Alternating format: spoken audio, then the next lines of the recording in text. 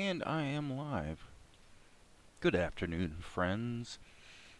I did a session this morning of about 3 hours, and the background painting part of it went quite well.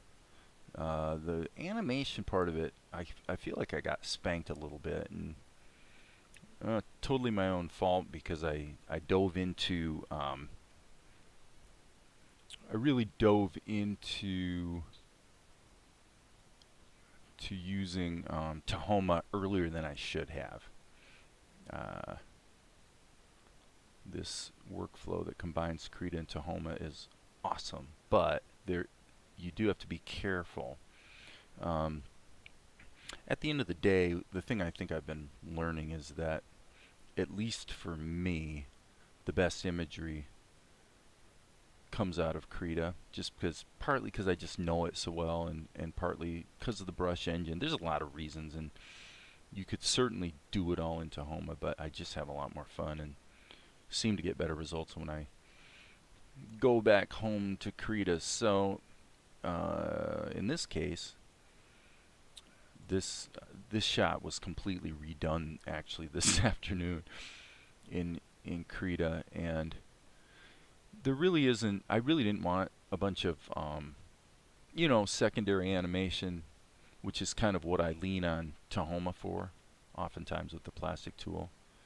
And so yeah, if I'm not careful, what happens is I wind up thinking too early about reusing assets when it's really not necessary. So long story short is I did get this shot completed. So Asher is pondering this proclamation, and he says, "What is that Golik up to?" And then he hears the door open and shut, and that's Mel coming in. Okay, so what we're working on now is this shot. So this is pretty much ink and paint. The pencil test I again whipped out this morning and then into this afternoon a bit. So I didn't do keys for this. You can kind of see this change in this pose, and that's because this is where I probably could get some leverage. So I'll get this inked and painted and get it colored in, and then chop it apart and move some things around. So I'm just getting the key frames inked at this point. So, but like I said, the background painting, background, it looks better. See, you can see right there. That's pretty obvious. So anyway, hey Ajax. So yeah, it's just work. And it's really, it's quite interesting how when I keep my focus firmly on unrelentingly giving my very, very best effort. Okay, I didn't mean to do that. I just do a better job. Well, that probably goes without saying, but I think the crux of it is that I have to be very vigilant to be sensitive to when my whatever I'm working on at the time is maybe starting to go sideways. YS Bucks, hey Yvette, how you doing? So this is ink and paint time. And this methodology of doing ink and paint where I'm not really worrying too much about connecting lines. I'll pay for that later to a degree because there will be leaks. I'll have to use the freehand path tool. But man, it's worth it. It just looks better, and that's the most important thing. So a little extra effort there tends to pay off. So anyway, if anybody's got any chit chat, feel free to weigh in. I'm gonna try to stay mostly focused on the work here. Not get too distracted, because I would like to try to get my essentially 30 seconds of show today, and the only way that's going to happen is if I really kick butt here in the afternoon. So that's what I'm trying to do. This is the fun part of animation really is the just toggling back and forth and seeing things start to move.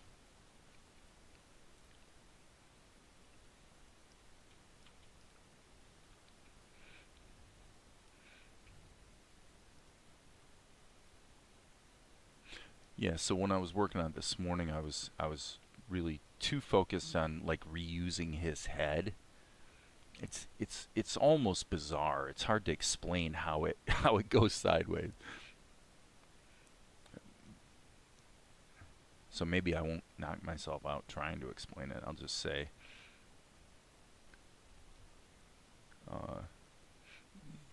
anybody who was watching the stream, I actually deleted the video because I'm like, you know, that just really, it all reached a certain point and then kind of fell apart. So I'm like, I'm just not going to keep that around. I don't even want to remember it. It was pretty negative. But you can't bat 1,000. The thing you got to remember is, in baseball, if you're successful, referring to batting, you know, if you're successful 20% of the time, you're pro level. You know, think about that one. So,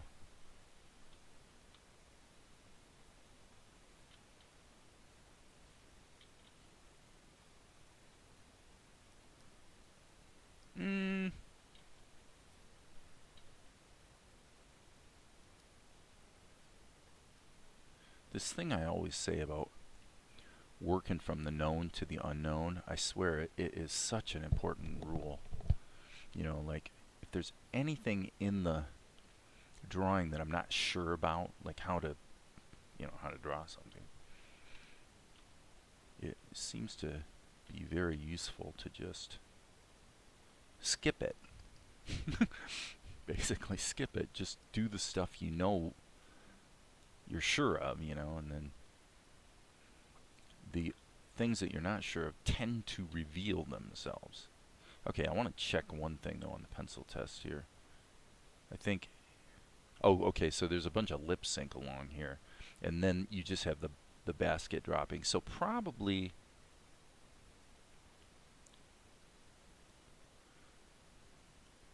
I would say on this shot, this would be a good time to go ahead and start just thinking about how things maybe should be broken up into pieces. So I'm going to put this under here and do the basket, because this little sequence, I'll just insert a key there so it's blank at the beginning, because this little sequence really stands alone. What I'm not going to do, actually, let me think about this for half a second. I think what I'll do for the basket is, let's go here to its landing position after the little bounce, and plus, oops, I didn't mean to do that. So once it's landed, then we can work backwards and put in the animation keys, and we can be sure that we can reuse the basket for. What I do want to do though is go back to this, just, okay, yeah, just remember how I had kind of done the basket. 1, 2, 3, and then it had kind of a lip over the top of it, and then obviously clothing in the basket. So here, let me see. We're going to actually have to have 2 keys, I suppose, because he's blabbing and then he drops it. Actually, I don't know about that. We probably can just draw his hands kind of open. I don't think the audience is going to psychoanalyze whether his hands opened up just a little bit to sort of release the basket. So that'll work. Okay, so the basket's going to be in there, and probably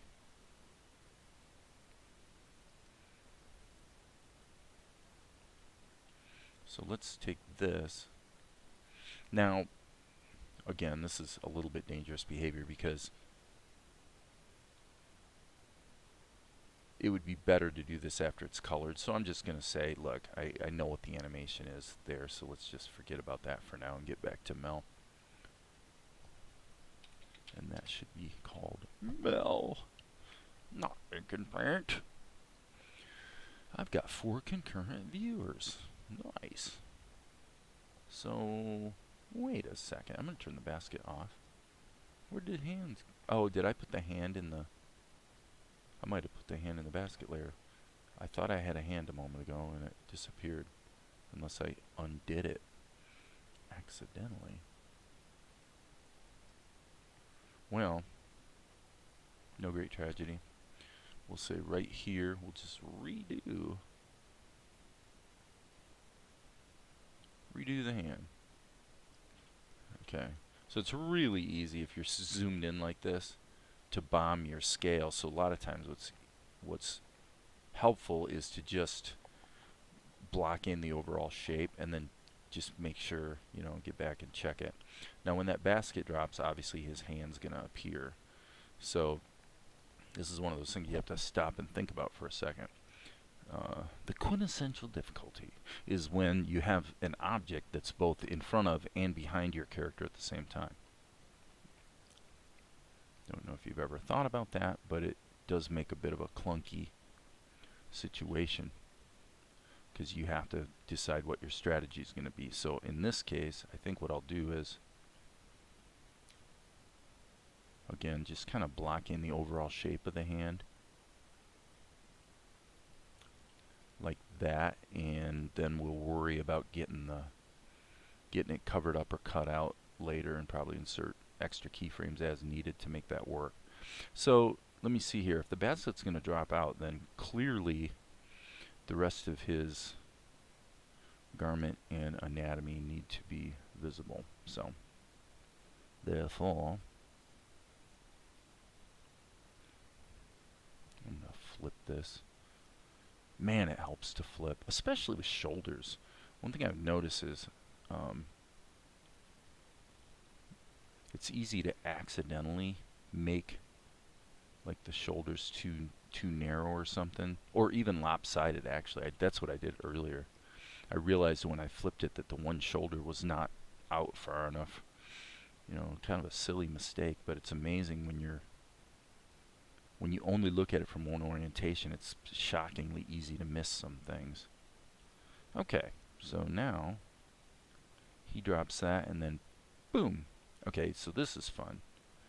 So now what he's going to do is actually, he kind of arches, and then, so we're really doing the full animation here.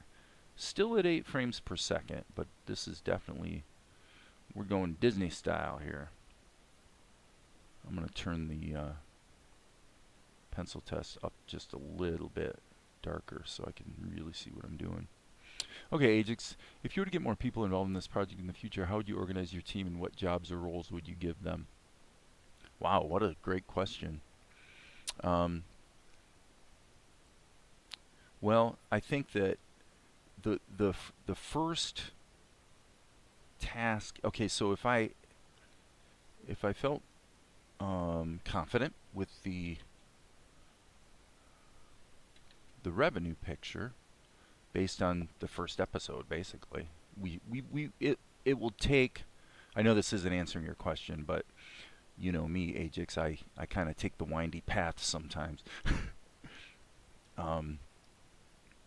Once a property like this is released, you're going to have about a 3-month window to really find out, you know, how it's doing, and to a degree, almost maybe 6 months actually, to really get a good beat on it. So you are taking a certain risk in carrying forward with the work, even when there's no certainty that it's going to grab, you know. Now I think you can only fail so badly, I would think, with some properties, especially if it's reasonably well targeted to a certain audience or whatever. But anyway, so the initial answer to a question like that is, I want to be really, really careful um,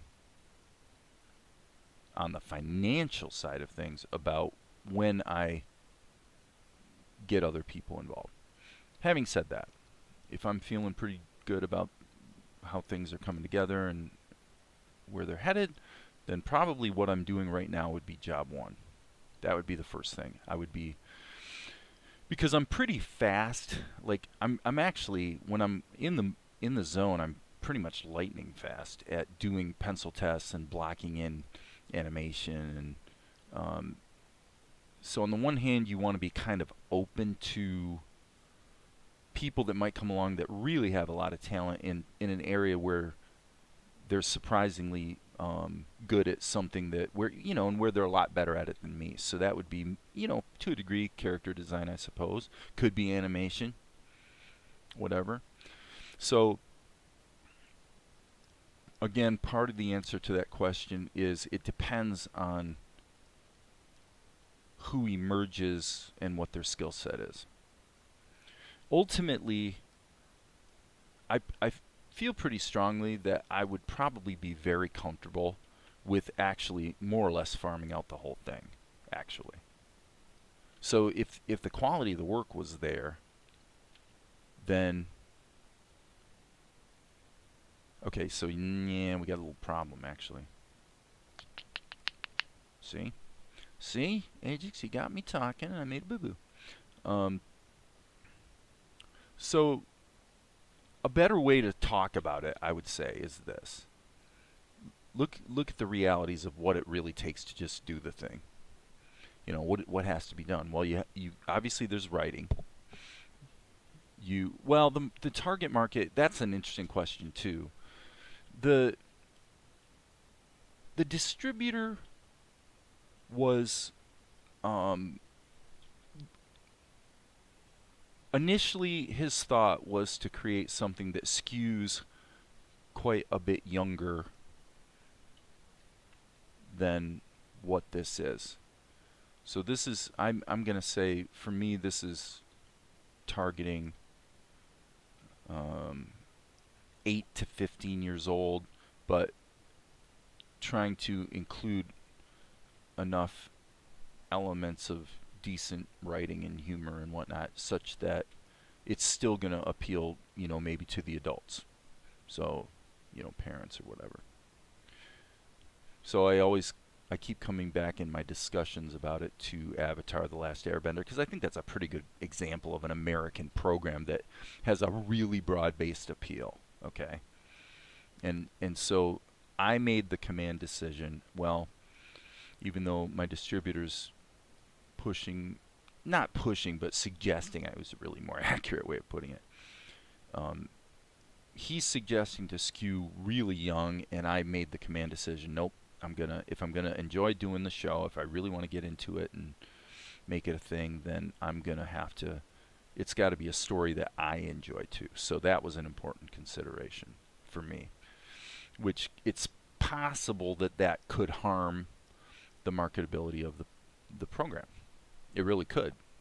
I don't think it will, because I think we're in a genre where, if the darn thing is good, if it's entertaining, if it's funny, and you can get on board with the characters, then it's probably going to do okay, right? So with that in mind, what do we got here? I'm guessing, yeah. So with that in mind, you got to write it. You've got to, I would say, storyboard it. You got to do what I'm doing here, map out the pencil test and figure out what's going to move.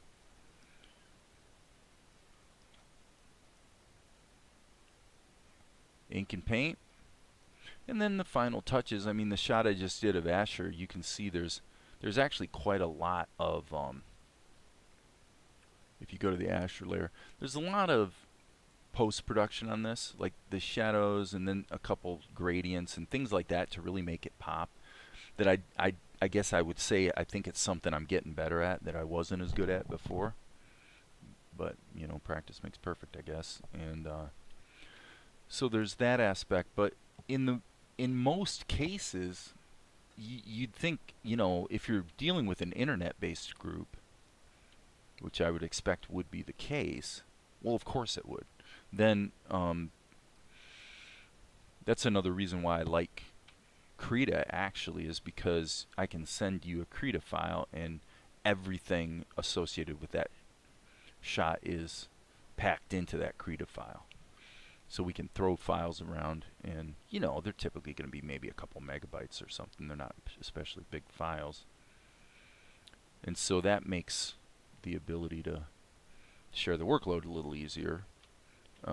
With Tahoma, by contrast, I'm very sure, and probably Darren could speak to this better than I can, but when you start getting into a group situation, you really have to be careful that you're distributing all the assets, necessary for the shot, right? And so there's that consideration. There's a lot of considerations, frankly.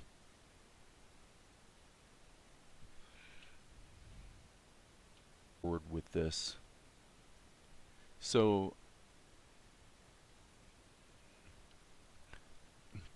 okay, so this is why I have been probably inordinately obsessed with speed, because to me, when I take off my creative hat and I'm thinking about the business side of things, I tend to quantify everything. Everything can be reduced to roughly within a ballpark, within a range of generally people's abilities. You can quantify how long each of these steps take. So as you guys may know if you've been paying attention to my musings, I can pretty reliably generate about 5 seconds of cartoon per hour. That's pretty much what I've found working the way I work I can do consistently. If I have a really good day like yesterday, I did almost a minute. So I almost doubled my normal output. Which of course is why jumping over to Tahoma can be real seductive, because when it works really, really well. It's just easy to accidentally, you get enthused about that and then you go ahead and try to do too much too quickly in that software. And that is a topic that, people could debate, because if I don't feel like I can do my best work by doing everything in Tahoma, for example, somebody else can. That might just be me, because I happen to like the brushes, or I like the workflow, or I like the organization of Krita. So, because it is my project, I get to pick what I use, obviously. I'm not sure how these things work, but would it be possible for the devs to make the OpenToonz projects into single files? Well, the TLV files, like in OpenToonz or Tahoma, the what we call smart raster levels are in fact a self-contained file. So if I take a TLV file, which Tahoma by default will save in your drawings folder, and depending on how you organize and set up and save your scene, it'll actually create a subfolder that's the same name. So in the drawings folder, it creates a subfolder that's the name of your scene, and it sticks the drawings in there, which can be a pretty nice way to keep things organized. Okay, so the short answer to your question is that there are many aspects of OpenToonz that can be treated as self-contained files, like a Krita file. So if you kind of this is the complicated thing about spreading out the workflow in the way you're describing, and it's stuff that definitely has to be considered, because that's where it becomes are you going to start making rules? Okay, well, the rule is, what the heck did I just do? So the rule is that when we do ink and paint, for example, we're gonna use Tahoma, let's say, which I wouldn't. I would prefer to use Krita, but let's just say if you're going to use Tahoma, and then you say, well, the rule is we're going to use smart raster levels, and then that creates, in some cases, a bit of a limitation. If you have someone who is really good with the software, and okay, so here's a real world scenario that kind of you would bump into. Okay, so now I say, well, we're going to use Toonz raster levels, and then Ajax comes along and says, well, hey, listen, by the way, Dave, on this shot I just did, um, I just couldn't get I couldn't get what I was after in the scene with the TLV files. I needed to do a little extra painting, and so I did it with a regular raster level, let's say. Which means there's a bunch of individual images saved on the disk, and now we're into zipping it into a zip file, and there's a serious amount of coordination that you can start bumping into real quickly when you got to manage files. That's a very real challenge that would have to be solved to everyone's satisfaction. Okay? Well, if you do that and the shot looks good, I guarantee you I'm going to say, okay, I don't care. The shot looks good. So we're going to go with that, because to a degree I'm just going to be pragmatic and say, man, let's just do what works.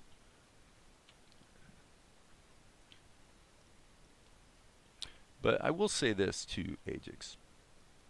When you're dealing with this kind of stuff,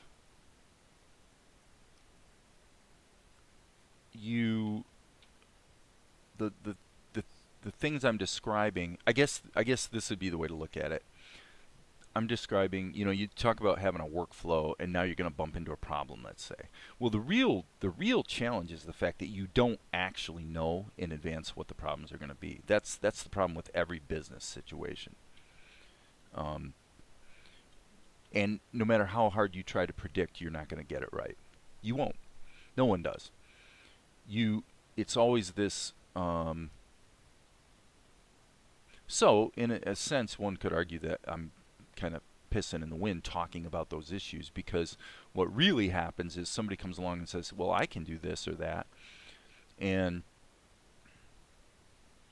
if they do it and they're effective, you're going to say, well, okay, well, let's kind of adjust the workflow and build around that. Let's build around what's working, or what people do well or want to do, and that's all good. I have no problem with any of that. Again, I want to be pragmatic. And of course there's the mechanics of just literally getting files from here to there, and animation. I mean, this project right now is, gosh, I don't know, it's several tens of gigabytes already. I know that. I don't know what the exact size of the project file is, but I did back up the folder, and I believe it was in the 40 gigabyte range. So you're talking about a lot of files. And then there's the money side of it. Well, what I was saying about internet-based projects is, the reality of the world, I would say, is that usually the people that are inclined to get involved with something, unless they're actually just being paid a wage, usually people that are really good at what they're doing don't tend to gravitate to, what would you call this? Sort of a crowdsourced project. Sometimes they do, but usually they don't, because if they're really good, they tend to be actually working professionally on some level, right? So finding good people is a challenge. But you never know,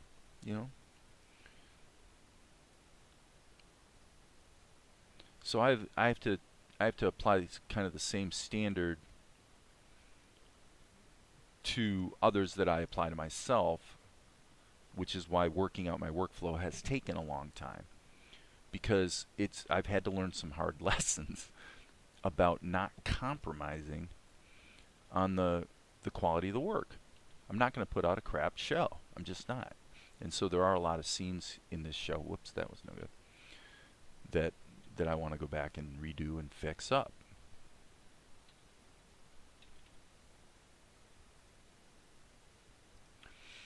But as far as tasks, I mean, it's the usual suspects, man.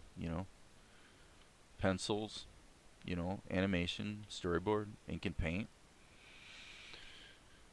Post-production, I can't imagine farming out, just because, I'm kind of a music guy, and I've done a lot of audio post-production over the years, and that's kind of my purview. So, but it's not to say it couldn't happen. Is there a CRM tool for collaboration? Well, you know, the thing about it is, the problem for me is that's not the kind of thing that I don't even want to look into that, actually. You know, whenever you're getting into, well, really anything with software is going to be, you know, now you're into a whole process of adopting and learning a software tool. So you would have to really convince me to go down that road. So I would tend to keep it real simple, personally. Meaning, you're just passing files around. In other words, I want to keep the the architecture of the workflow system fairly wide and shallow, not deep. I don't want to have a lot of dependencies in the pipeline. And what I have right here is like that. I mean, it really is a pretty simple workflow. You're only talking about 2 software applications, and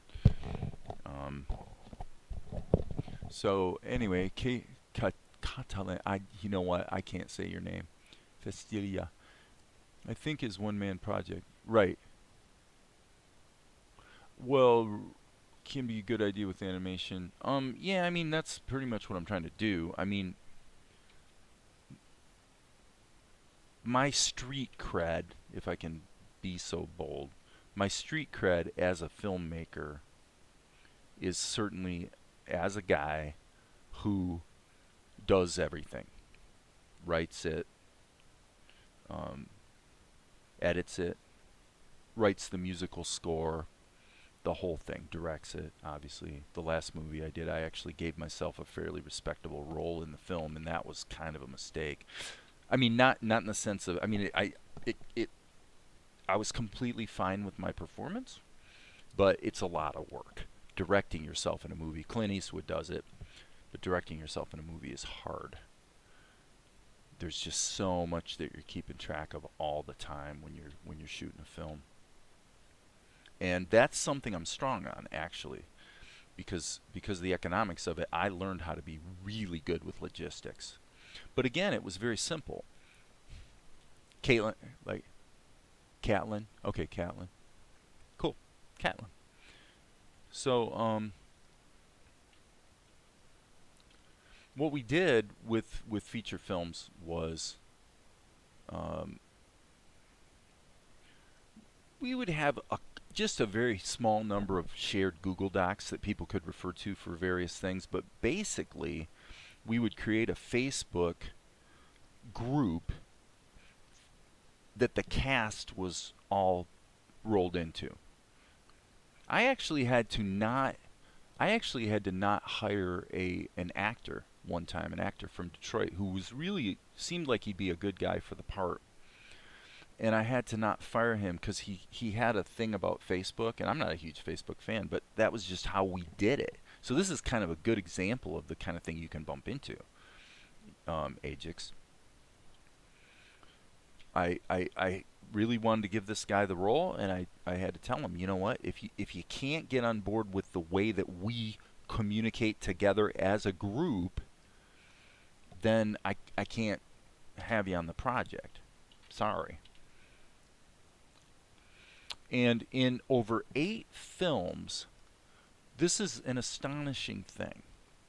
Over 8 films, we only ever had 2 errors in terms of logistics, meaning, for example, you needed to have certain props on the set that day. Okay? Think about this one. This is a really good lesson that comes out of this.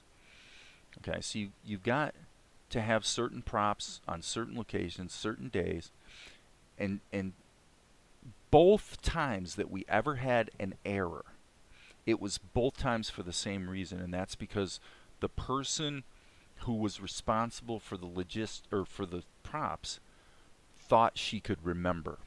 She thought she could keep it in her head, and I told her, and I mean, true disclosure, it was my daughter who had a major role in the film as well, you know, but she was my right-hand person really when I was doing more live-action filmmaking, right?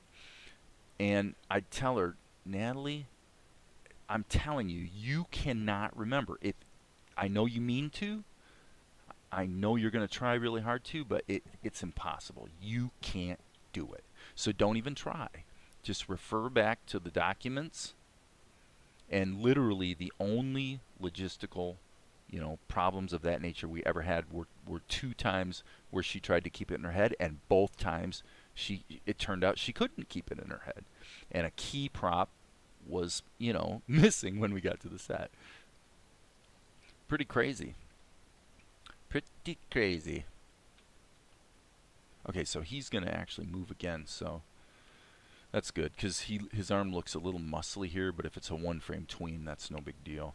Okay, so this is going to be covered up by the garment. So, but these things, believe me, I really think about these things, because I've managed, with filmmaking, I've managed, you know, groups of, not huge groups, but you're talking about, you know, 20 people plus, that all need to be in the right place at the right time. So we had a communication system that proved very, very, very, very effective. Should make an estimate of the project. Well, I can tell you that. Okay. Now the numbers that I'm going to throw out are not going to be, if you do any kind of research, okay, Catlin, if you do any kind of research about animation, you're going to get information that is, in my view, probably a lot of it's pretty realistic for most of the world. You know, if you're trying to do an animated project, you know, this is what it'll cost or whatever. I don't approach it the way most, you know, Hollywood studios would. I'm looking at the real mechanics of you just have a job to do, how you're going to get it done, okay? And so with that in mind, I'm going to squeeze this down a little bit and actually just push it in. So again, this is a bit of a windy path, but here's the thing. For 30 years or more, the going rate for, let's say, a corporate video, or let's say you get you're doing a TV commercial, right? Because you want to run a TV commercial on the local cable system or something. Okay, so you go to the cable system or the local TV station. You say, hey, I want to run a local commercial, right?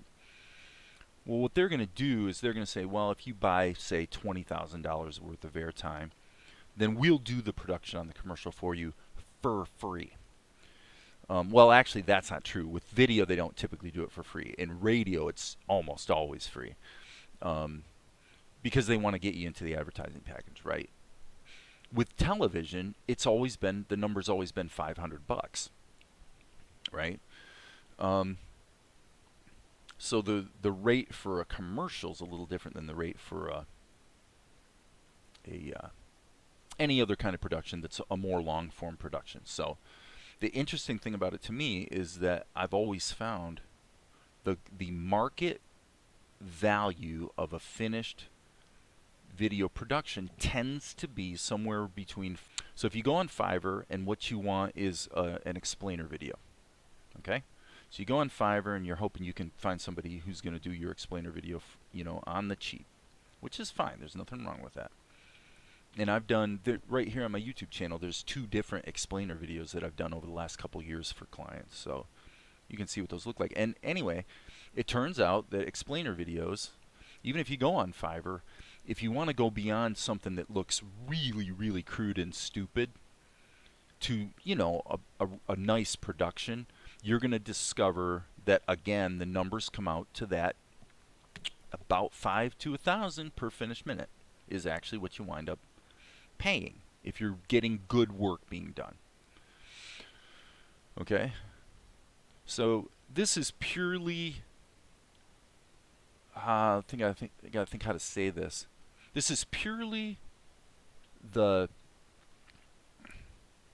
market value of finished production without adding into the value the idea that you're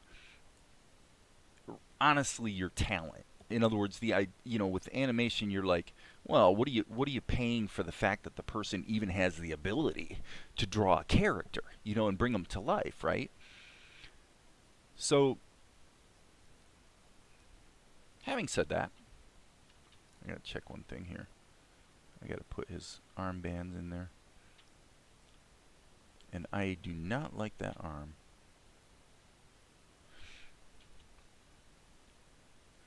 So I crunched the numbers on this project, okay? And I crunched the numbers from a few standpoints. So let's go back to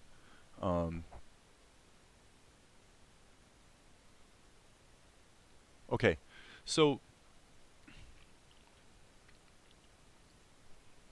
the estimate that was thrown out to me as far as projected first year earnings on a 24-minute cartoon episode was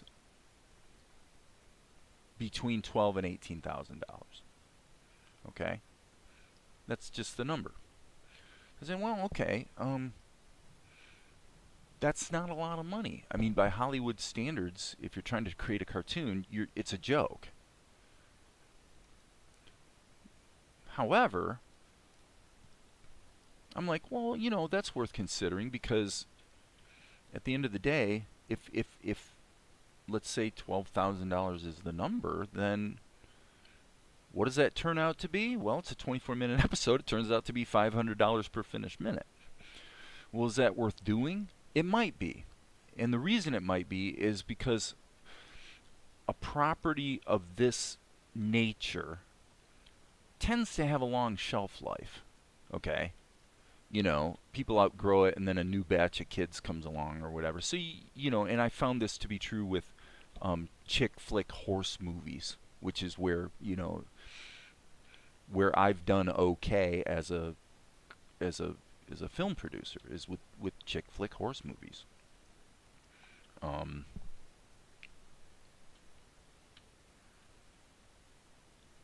Those tend to have a very good shelf life as well. In other words, people, they tend to earn consistently over a long period of time. Just the nature of that genre, right? So I tend to be a pessimist when it comes to the numbers, so I'm like, okay, let's assume on the low end, we're not going to assume 18,000, we're going to assume 12. Okay, so that's going to be our starting point. Well, is it viable to do? Well, let's look at the time factor. In my case, if I can generate 5 seconds of finished animation per hour, let's just say for the sake of argument that I work 6 hours a day. That means I'm doing 30 seconds a day. Well, Ajax, let's set aside the question of seasons. I mean, I've planned this as a 12-episode thing, but if you're doing a deal with a platform like Netflix, for example, which is pretty challenging to do. A lot of people have a really tough time cracking the nut at Netflix. I mean, my own distributors have a hard time getting a meeting with Netflix. Okay, they're a tough one. But if you can do 30 seconds a day, then that means you can create all the animation at this, we're talking, this is the quality level. It is what it is. It looks pretty good. It certainly looks comparable to a lot of cartoons that are on TV. That's for sure. So, I feel like I'm doing okay.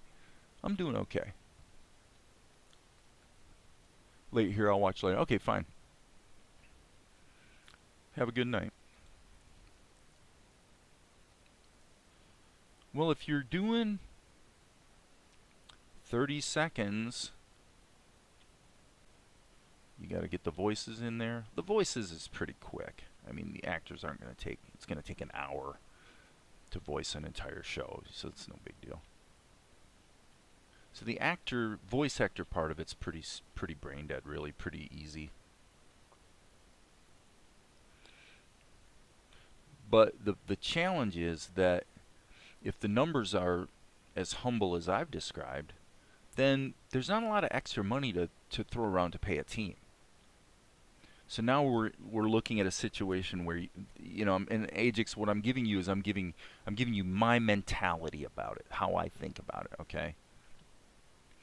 If you don't really have much of a budget to pay the team, at this point, believe I can, then it just becomes a multiple.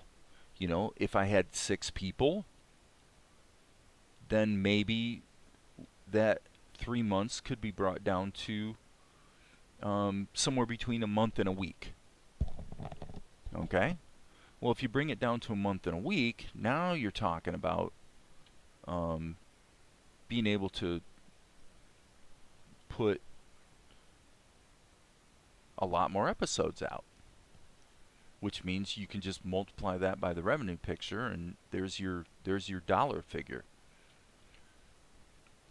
So in a sense, Ajax, that's kind of bad news, because what that means is that at the level I'm thinking and operating at, it's not a bad deal for one guy, but if you have a team of 6 people, how do you make, let's just say everything goes right. If everything goes right and you could do an episode a month, now you're into 12 times 12,000. So 144,000. Well, 144,000 is a pretty good size number, but it's not going to pay 6 people full time for a year. So this is a real challenge. It's a real serious challenge. There are a couple underlying other things to consider, though. One is, if I focus myself squarely on quality, I strongly suspect that this project will, just because of the way the world works, it'll cause other opportunities to appear, right? If you're doing good work, then a platform like Netflix might actually want to get on board, and now you're talking about maybe having a more respectable, more realistic budget, to knock out a show. I'm not doing the show for a network, and I'm not really doing it for a platform. So network would be television, platform would be, say, Netflix or Amazon Prime. It'll wind up being on Amazon Prime, but I'm not doing it for Amazon Prime. So I'm basically doing it for a distributor, because I have a distributor that I'm comfortable with, that I've worked with for many years, who agrees with me that this could be a viable property. Okay, so those are kind of the real numbers, and again, I think they're really pessimistic numbers, but I tend to be pessimistic when it comes to, I'm actually fairly risk averse. So I tell you what I'm going to do is I'm going to dupe this and then just take this out and redraw it so that I want to keep the animation here a little bit on the loose side, a little bit sketchy. So I'm trying to do with animation what I did with film. I made a film. Well, okay, Ajax, that's actually a great question too. The reality is most of them don't do a great job of advertising. They really don't. They don't have huge promotion budgets, and so to a degree, you're definitely depending on them to promote your property. And what they do actually, what they typically do is they will kind of have an email blast that they're sending out to the major platforms, like Tubi, let's say.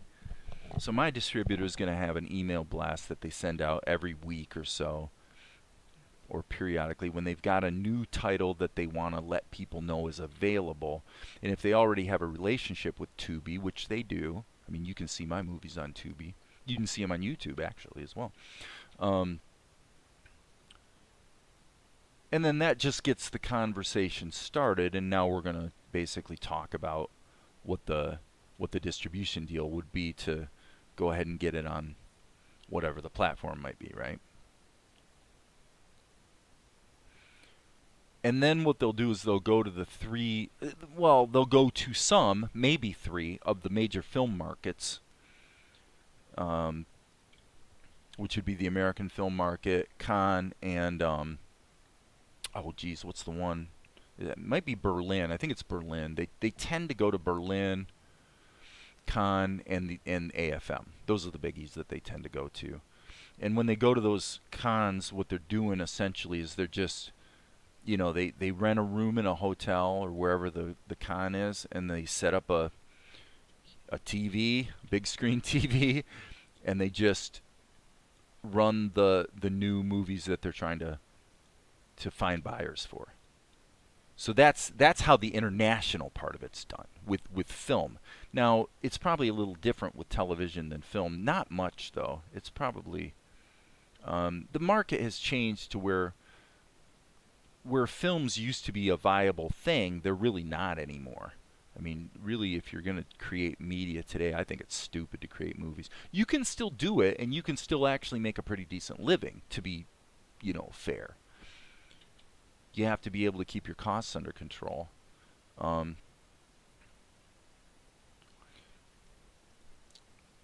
So, you know, I can make a film, believe it or not, I can make a 90-minute feature film for $8,000. And the only reason it cost me $8,000 is because all that money goes to the actors. You know, the last movie I made had one Hollywood actor in it, and you know, she cost me, I probably shouldn't say what she cost me. It wasn't very much, though. You can usually, let's just put it this way, you can get Hollywood actors, you know, like B-list actors, for a day rate, typically, you know, somewhere between $500 and $2,000 for a day. They'll come in, and of course you got to fly them in and give them a hotel and stuff. But basically, they're going to come in and play a part in your low budget film, you know. And they're just, as I've mentioned in other videos here, that what you find is these B-list actors, you know, they're just happy to keep working. They just want to be working, so they don't really care about your film as far as, you know, whether they think the script is great or anything like that. They really don't care. They just want to know if they're going to get paid, pretty much. And I don't blame them, you know. It's no secret that the whole reason, you know, I hired Sean Young to be in my movie because I could put her name on the poster or the DVD cover, and believe me, she totally gets that. You know, these Hollywood people understand how it works. A lot of them are filmmakers themselves. And so, okay, so when I get to this shot, I'll try to leverage some of these things so that we don't get that chatter happening on the belt. That really should only be drawn one time, and really that's the best one. So what I'm going to do is I'm going to hit the G key and just take these guys out. Whoops. I guess I might want to hit the E key too. E key. So I'm pretty confident myself because I know that I can deliver the product. It might take me a year. You know, I've made films in as little as 4 months. My best-selling film took 6 months. From concept, from idea to delivery was 6 months. So that's pretty fast. You know, it is what it is.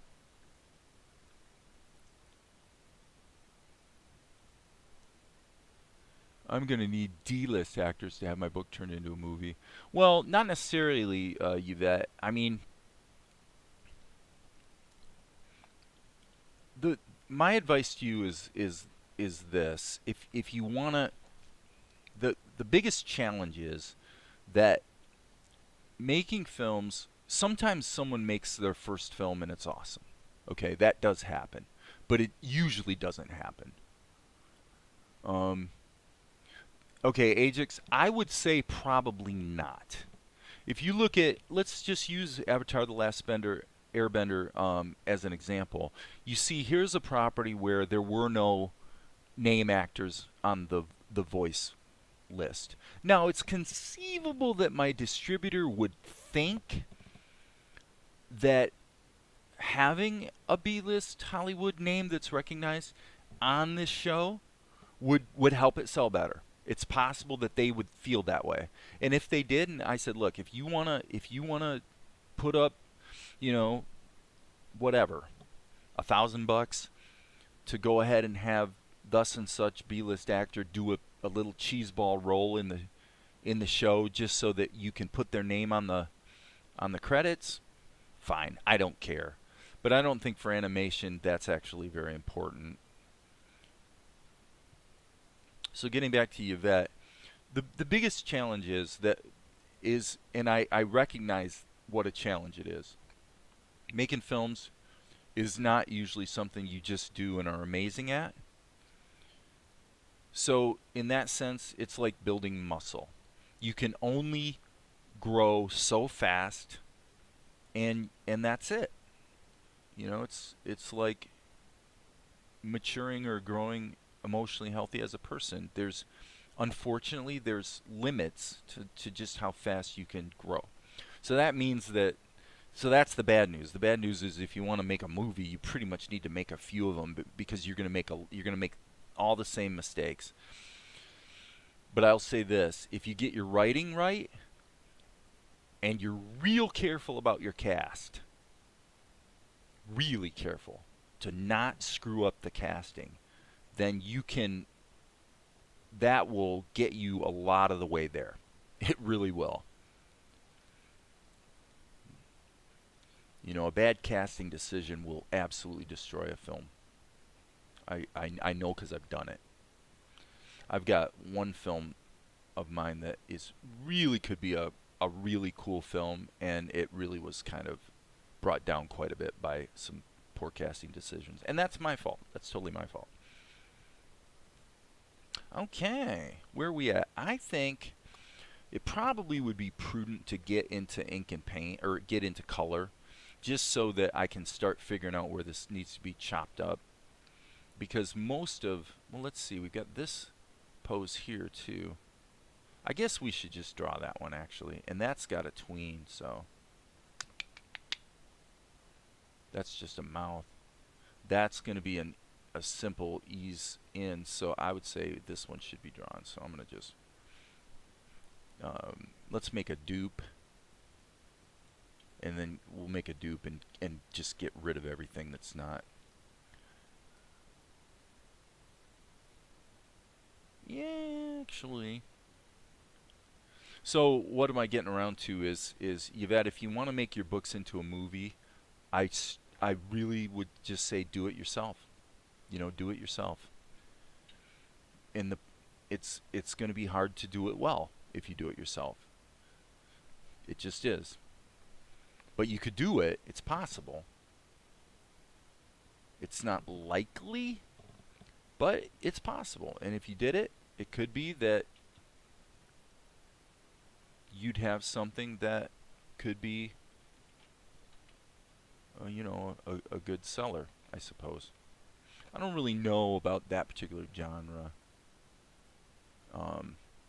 You know, the sort of, I mean, obviously that genre's done well. If you look at, I mean, I guess I would put your books in the kind of the Twilight category. In your book trailer, you allude to the you know, the Nephilim kind of thing. Basically the origin of the bloodlines.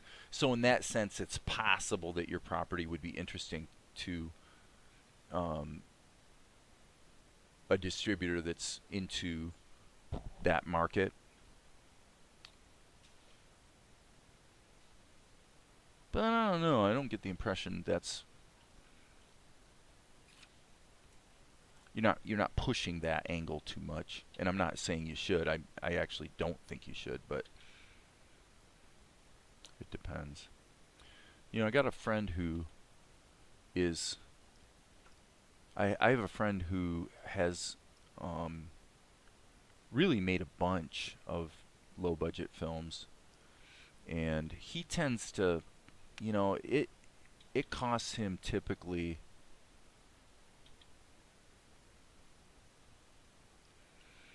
at least $50,000 just to get the film made. Because he doesn't wear as many hats as I do, right? So, and he had approached me about um, getting involved in directing one of his films, and I basically passed on it because I thought the movie concept was kind of dumb, and I didn't really want to be part of it. Is the truth of the matter. But there's people out there making, and my this friend, he does okay. He'll spend 50 grand to make the movie, and then over maybe a several year period, that movie will make back maybe 100 grand. It's not making tons of money, but it's actually he actually makes a living making films. So, and he always puts name actors in it. He puts Dean Cain in every movie. Like every movie has Dean Cain in it. Uh, it's like a Luke Cage meets the Da Vinci Code, right? And at the end of the day, all that matters is it entertaining. There's such a This is why I've said that there's never been a better time to be creating media. It is true. There's more platforms that are looking for content. This is a great time to be creating media. It's just that you really have to work hard to, actually make a living at it. That's all.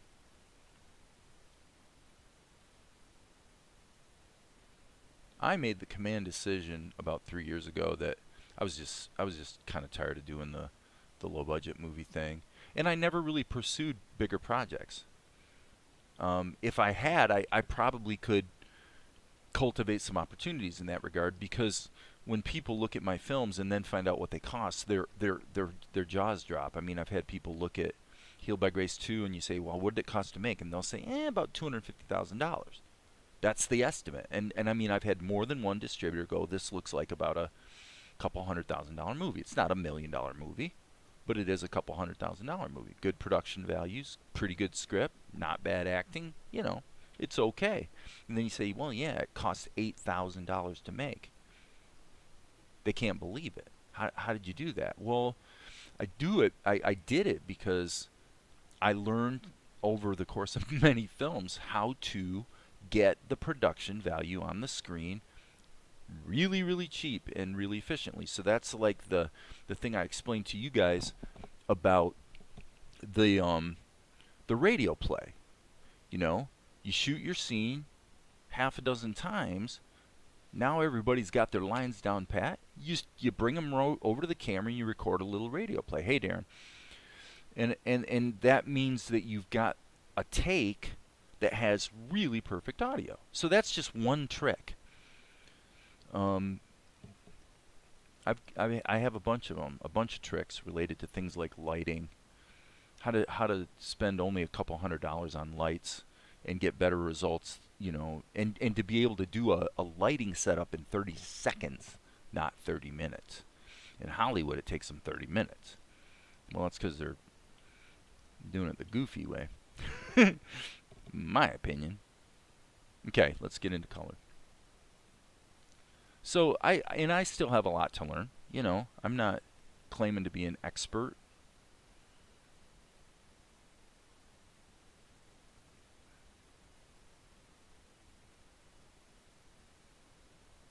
But in the film arena, what I have done, very, very, very, very few people have done or can do.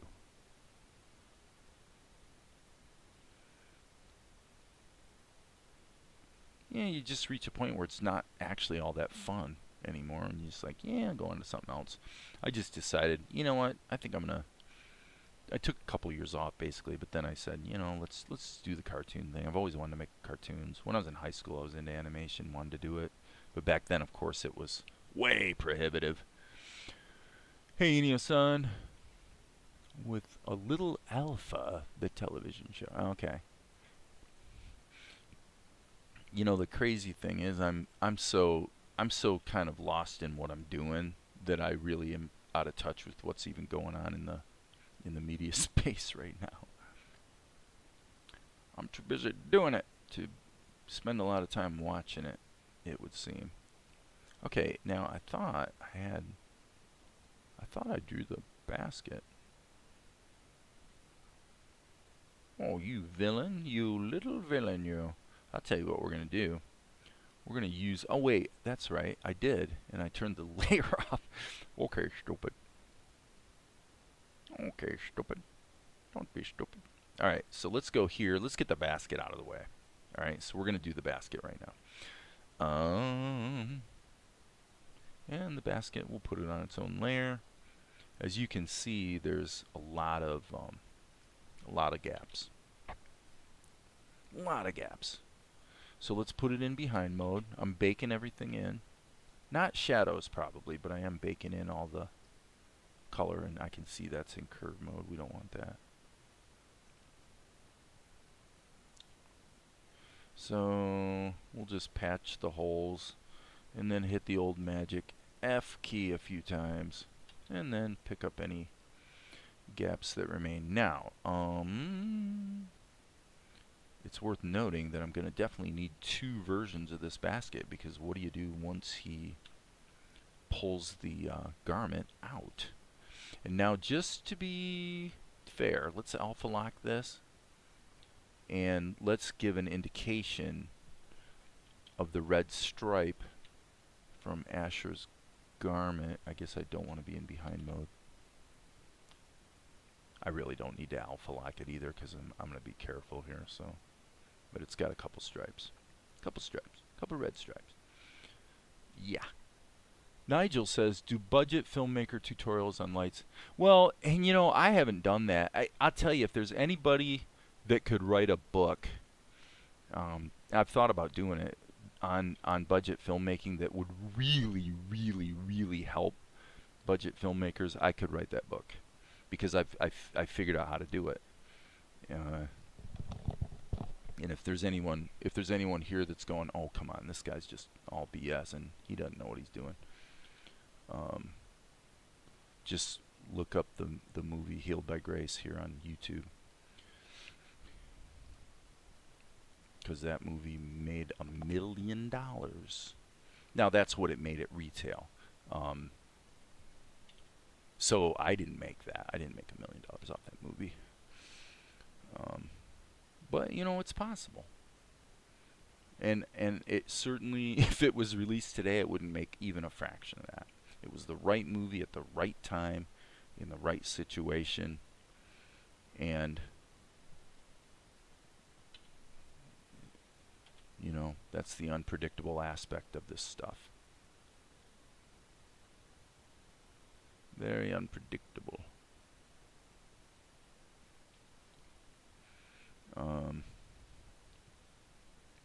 The basic, the number one thing about lights, Nigel, is what I did was I went out on Amazon and I got these dimmable LEDs, which I had one right around here. I'd show you. Actually, I can show you. Hang on a second.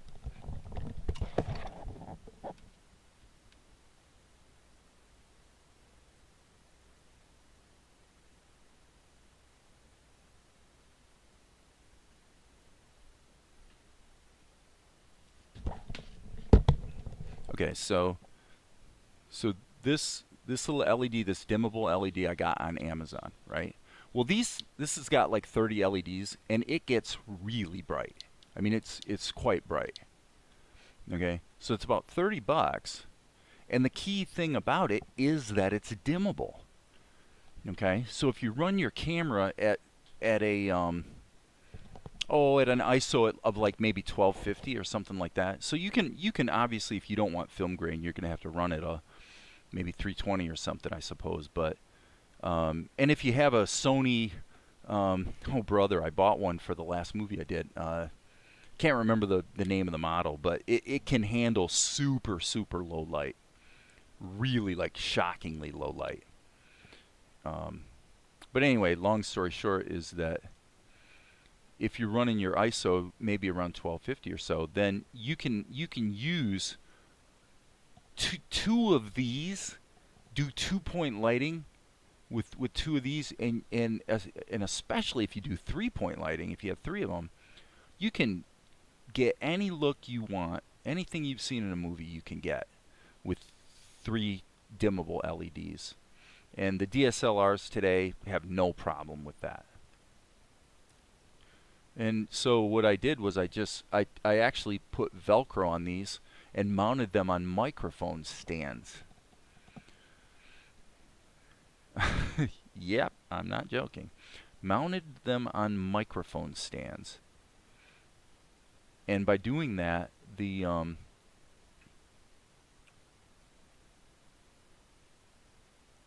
you know, they're on a stand. You just pick them up and walk to the next location or the next shot, and just, you know, you can literally just crank them. Well, here's a microphone stand right behind me, and you just crank it around, and literally, like I said, 30 seconds on a lighting setup, and, you know, nobody gets a lighting setup in 30 seconds, okay? But I did because I had to.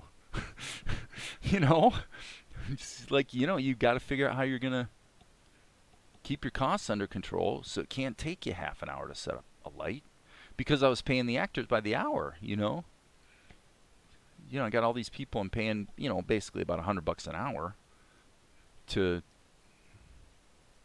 do what they do, and so time is money, man. Time is money, and when time is money, you got to start thinking about how you're going to economize. And that worked quite well. Okay, it looks like I made a boo-boo here, but there's that. Okay, so now I'm going to just turn the basket down a little bit so I can see where its keyframes are supposed to be. All right, so we're going to work backwards. Actually, let's just drag this over to here. Hit the A key, pull this up here.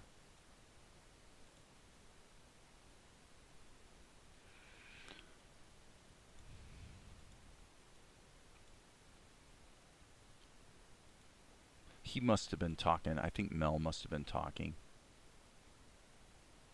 And that's why there's all these keyframes, I would bet. So we're going to do a slow out. And then down. Yeah, I like that. Same sequence you worked on in OpenToonz, right? Yeah, I was working in Tahoma this morning, and I just really felt like I was botching the shots. I just didn't think I was doing a good job, and I decided to back up, and it is completely my fault, and it's got to do with pretty much has to do with allowing myself to prematurely be looking too hard for ways to leverage little pieces of the character and cut them into pieces when I really should have just redrawn it, because for many things, it's like in this shot's a good example. You're not going to get much leverage out of the plastic tool or anything like that with this, because the poses are all so different and everything's overlapping each other. You know, you'd have to devote your whole life to being a rigger type, you know, a rigging type animator, which is fine if you want to go down that road, but for me, it kind of sucks the fun out of the process to a large degree. So I just figured, you know what, I'm just going to go back and, yeah, it really didn't, Darren. It for me, I just was, when I was doing this background painting, I thought I was doing a really good job, and then when I brought it over to Tahoma and started doing the animation, it was the same problem I've always had. I've never gotten really good quality with the ink and paint in Tahoma. So it's not that it's not possible, and somebody else might do it wonderfully. No problem. It could be my own bias just because I'm so used to the brushes and the, you know, obviously I know Krita pretty well inside and out. So I'm not blaming the software, but for me, I had to just stop, back up a little bit, and redo the shot using, you know, using Krita. So Boom. So I'm going to come back here. And I want to go back into behind mode.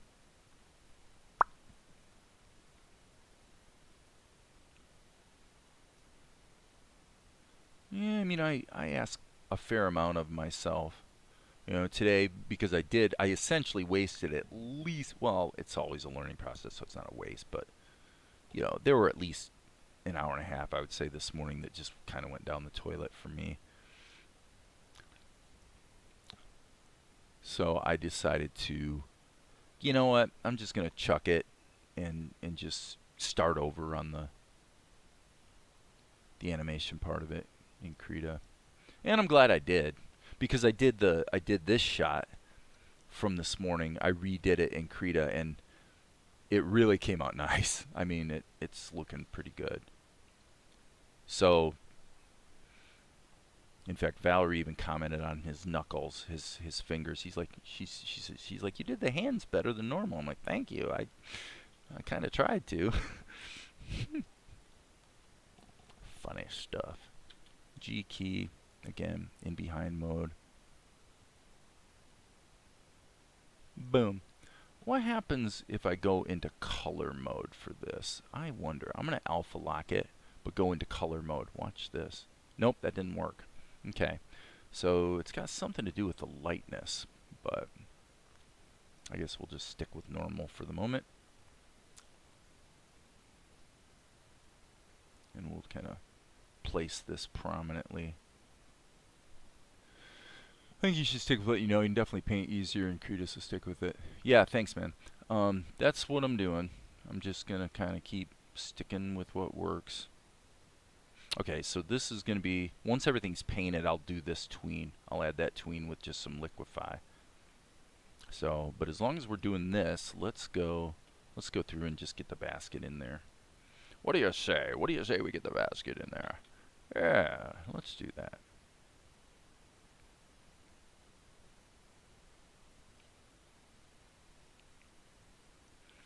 So I don't know if I really helped Ajax out with my long-winded answer, but you know, these are just, it's all just stuff I've done, and probably the team approach doesn't work, actually.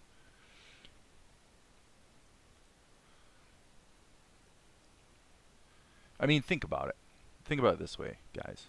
Okay, if I can generate a 24-minute episode in 3 months, so let's say I'm cranking out 4 episodes a year.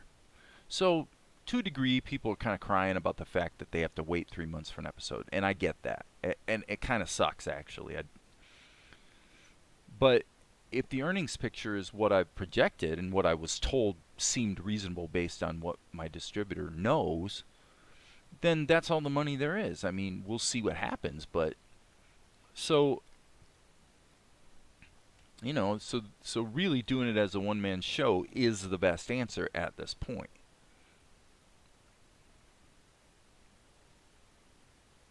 Because you have to earn back enough to have made it worthwhile, you know, obviously. Otherwise, you're out of business. I mean, come on, that, as long as we're talking about animation, I mean, the reality is, and Darren will vouch for this, the reason guys on YouTube, some guys who are very talented animators, I mean, I would say Howard Wimshurst is pretty talented, even AMB Animation. Why do they create courses? Well, they create courses because they're not actually making any money doing animation. If they were making money doing animation, they'd be doing animation. So that's not a criticism, it's just the realities of the marketplace. And it's hard to make money doing animation. If you don't want to work for someone else, then you have to do what I'm doing, which is you've got to write it yourself. It's going to be your story, your concept. You know, you got to rock and roll and do it, baby. Some people are up for that. Probably it's fair to say that most aren't, because there's a whole bunch of skills involved. There's a lot of skills involved. I am very seriously looking at re-envisioning the first several minutes of this show, because now that I've done all the work of getting it together, I'm looking at it as as much as I can as an objective third party, and I'm saying the opening of this show probably is not good enough. In fact, I'm very sure, actually, to tell you the truth, I'm very sure it's not good enough. Not from the standpoint of the animation quality, although I think some of that could use some help. It's not good enough from the standpoint of the story. If you're not grabbing your audience emotionally right out of the gate, something's wrong. And you have to be ruthless, in attempting to fix it. So I've already discussed a little bit. Can't remember who it was this morning. I wish he was here actually, but it's the second time this person that's on my following me has piped in with a suggestion related to the story. Twice this person has done that, and both times they hit upon pretty close to what I had come up with. So I'm like, this person has the mind of a writer. I mean, they're really coming up with some good ideas. Now, it could be that my ideas suck too, and maybe we're both not talented, right? I'm kidding. But, yeah, so there's a whole sequence that was in the original version of this script that I'm seriously thinking at this point probably needs to be put back in the show. And then the whole montage that opens the show needs to be chopped down. Like a minute and a half needs to be cut out of it. Because I just think that, especially kids, are going to be just snoozing. So that's my fault. If you screw up, you screw up. And I believe that that's probably a screw up. Not 100%, but I'm pretty sure it is. So that will cause some production delays. Okay, we've got 9 concurrent viewers. Right now there's only an 11-second delay in my live stream, which is pretty good. So that means that OBS has not been disconnecting that much. All right, let's keep going with Mel's. Let's go with his kind of olive-colored outfit. F key, we need to be in behind mode because we're baking it in, baby. We're baking it in.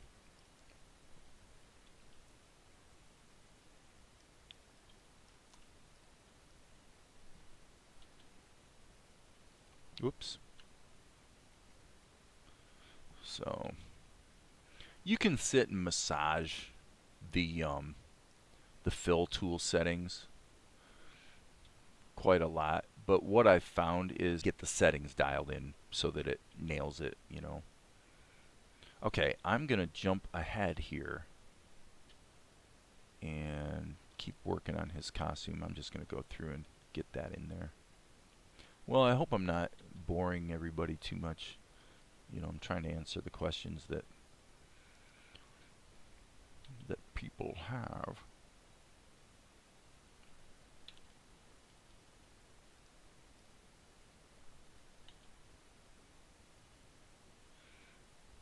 As I've said before, I do have a strong belief that if you create a media property and it's entertaining, then you will find your audience. Now, it might not be as big as you hoped. It might be bigger. You don't know.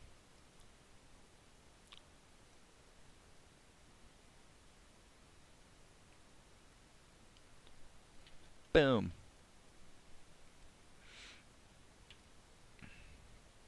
And I would guess probably most people here are not, well, I don't know. I would guess maybe just, they're wanting to see the very reason I created the channel, actually, or started doing the type of content I'm doing, was just to see the animator at work, just kind of see how it's done kind of thing. And they're not necessarily wanting to create their own, or at least not necessarily do something as ambitious as what I'm doing. But I will say that this is my intent at this point is I would be just fine at this point, I think. spending the rest of my career just cranking out cartoons, you know. And I do believe that's a viable path for me. And the way to get there is to just don't compromise on the quality. Just make it good. Whatever that means. Oh no! Leaks, leaks, and more leaks. Holy smoke, that was bad. You do. I assume you mean you do believe that's a viable path? Is that what you mean? I assume that's what you mean. Well, you've got some good experience. I mean, what you've done as an author is really respectable. Now, I can't speak to, I can't speak to the quote unquote quality of the books. That is a matter of opinion. It's completely a matter of opinion. I know Valerie took a look at the preview, and for her, it didn't grab her in terms of the writing style. As far as, so it's not a criticism of the writing style at all, but I know kind of she has a pretty firm idea of what she's looking for in a book, and I know the writing style wasn't her cup of tea. Had something to do with the, I don't know if it had something to do with the tense, maybe. Are the books written in the present tense?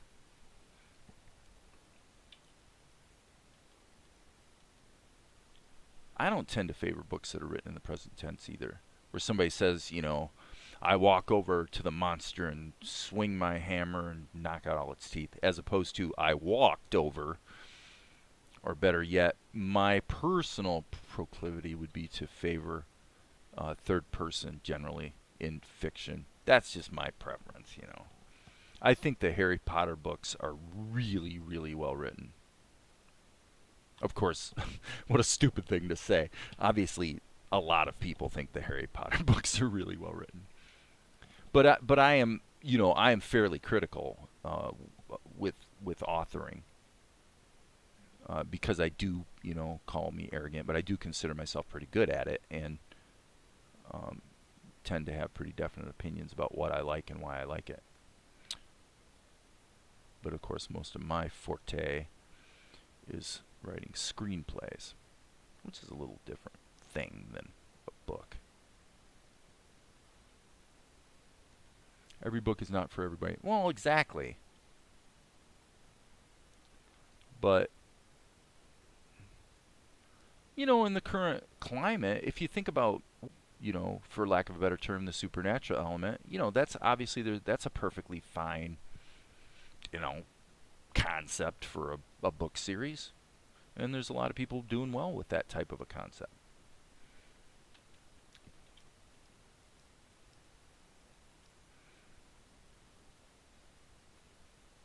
And there's quite a few properties of that nature that have done quite well in recent years, too.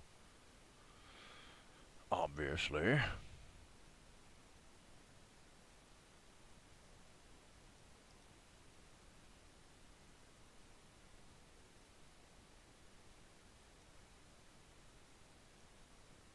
So this we're kind of doing the hard way. And that's alright. Sometimes it's good to just really slow down and feel it, baby.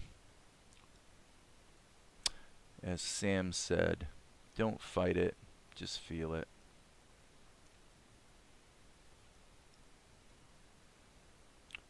I'm sure somebody out there knows what that reference is.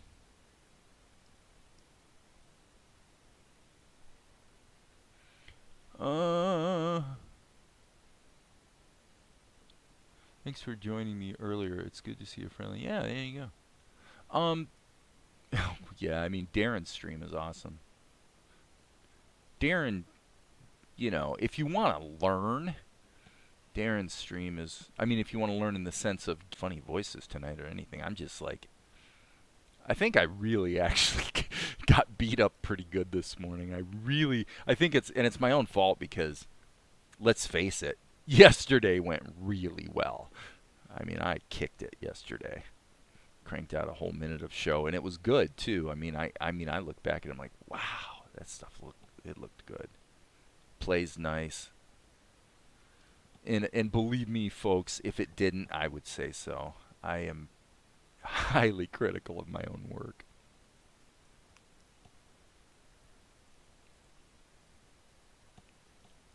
Highly critical.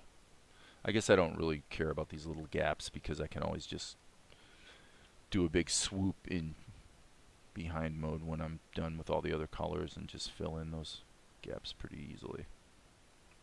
So, don't fight it, just feel it. I love Sam. Sam. The girls loved Sam. Probably the young people out there they're like, Sam? Who's Sam? Well, considering the guy's been dead for, what, 70 years now or something.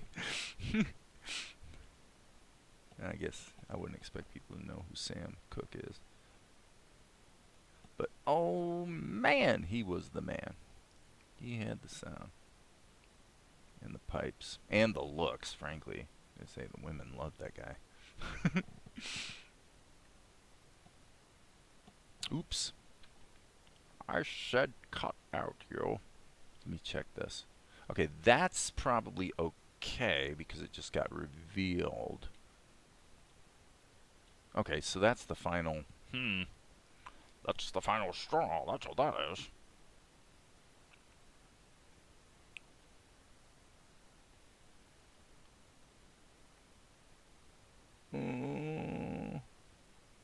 Well, the other thing is that if I get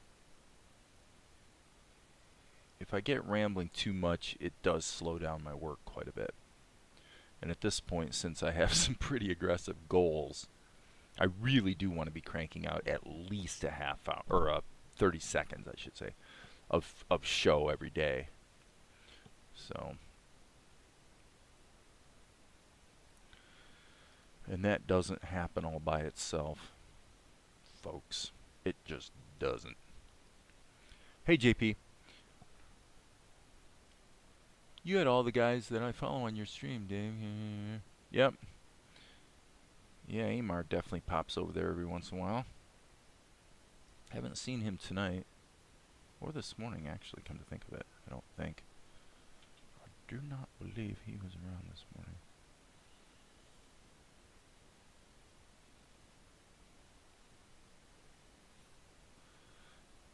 So. Looking pretty good. Looking pretty good. Well, now to be fair and accurate, probably I'm not going to hit 30 seconds today because I don't know if I'm going to be able to hang in there long enough to get this shot done. Up, there's a hiccup right there. Yeah, I was going to smack the belt over top of that. That's okay. We'll just zip on in there and do it up.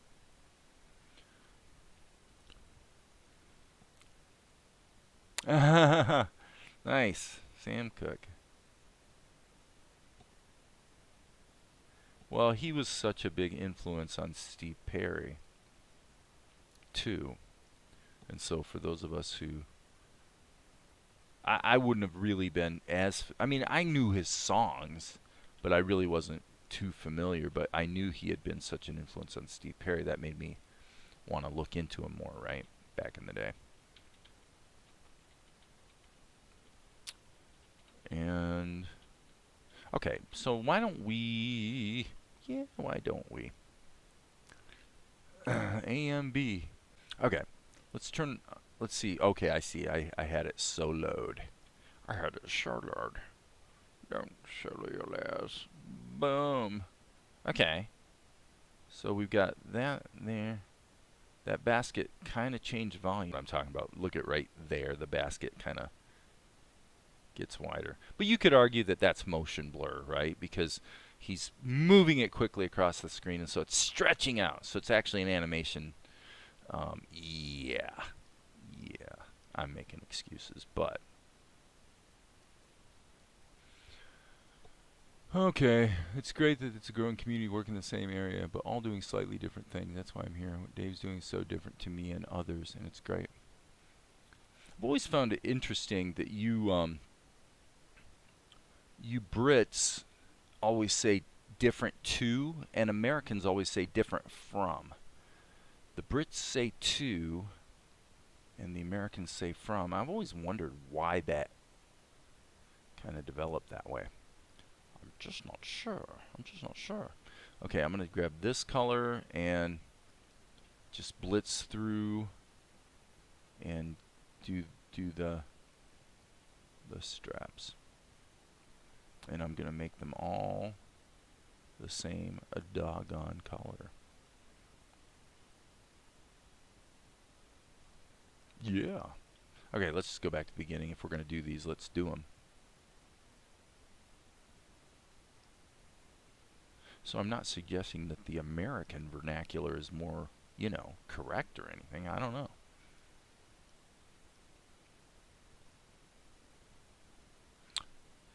Is it different to something, or is it different from something?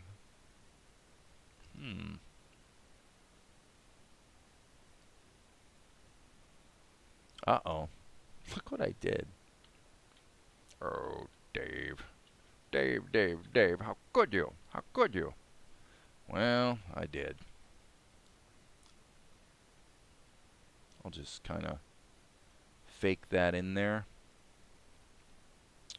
Maybe just a little bit more.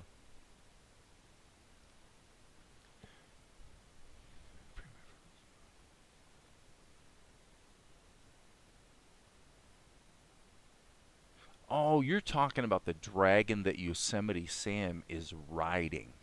Yes. Yeah, that'll be... Yeah, you definitely could do it with bones. There's lots of ways you could do that.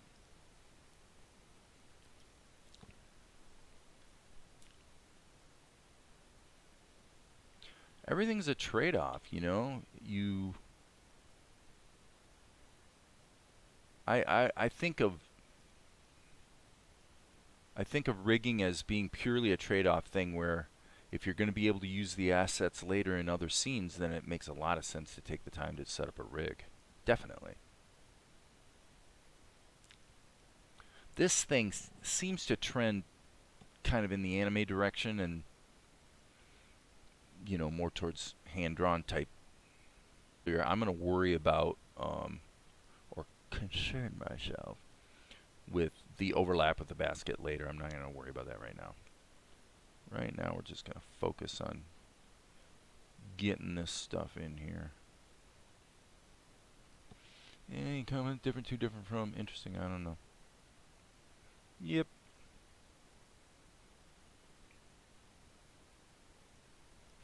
Boom, boom, ba-doom, doom. Yeah. Another Saturday night. I ain't got nobody. Got some money 'cause I just got paid. How I wish I had some chick to talk to. I'm in enough of a way. Well, that is a... If anybody's got if anybody has Disney Prime, you'll notice that Disney Prime is, when they've got movies like from the, you know, days past that have let's say insensitive content in them, they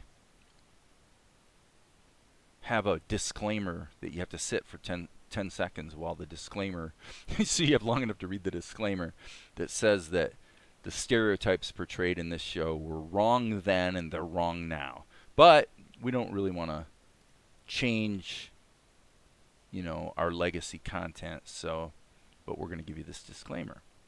So the only reason I mention that is that that song I was just singing, Another Saturday Night by Sam Cooke, definitely has one verse that is, well, it's a rather insensitive lyric. Let's put it that way. You guys know that lyric? I'll bet you Yvette knows the lyric.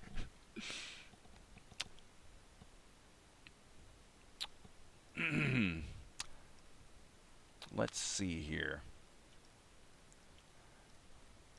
I gotta look that one up.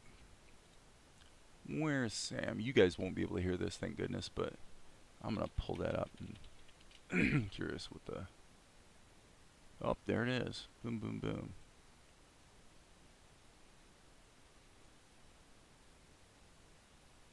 What's going on here? Oh, I know what's going on. It's because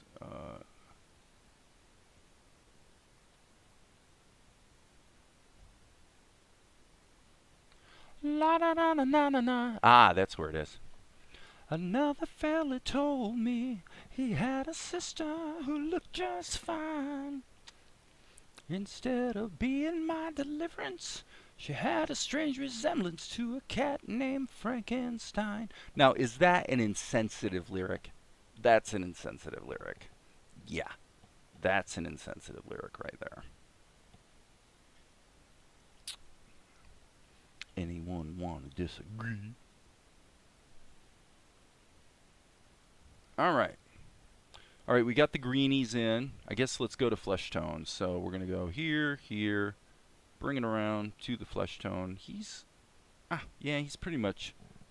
Mel is pretty much Caucasian, actually. Pretty much. A lot of the characters in this show are not. There are various ethnicities and persuasions.